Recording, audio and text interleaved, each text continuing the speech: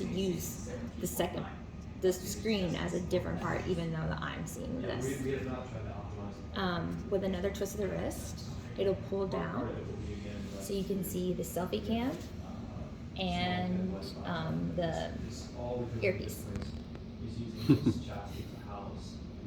So now I'm going to exit out of that. Maybe I'm in Gmail, I'm scrolling, but maybe I need to actually answer email. As soon as I go into email, it's going to fully expand so I can see what I'm typing. So I can type. It's asking for a contact. And also go down. And I can still type from close.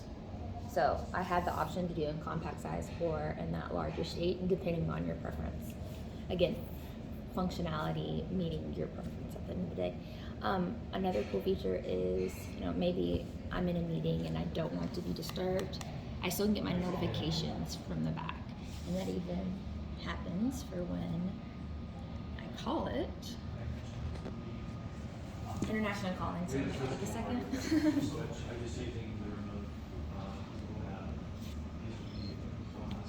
Hello, Moto. I'm gonna flip it over. You can see, I'm gonna press swipe to answer, and then it's gonna come down. So I can actually hear that person. Or I could use it on speaker and it'll come from the sides. How durable is that screen? So we're working on durability. That's why it's still a proof of concept at the moment. But we have so many findings from previous devices, including a pop-up camera, our foldable phones, and so we're working through durability, waterproofing. The case doesn't have to be on. We're just having it for safety reasons since I'm doing the demo so many times. But even looking at different cases and how someone would use this in their real life, those are the steps we're going through right now. Any questions? Oh, wow, a proof of concept, but how far is it in the development?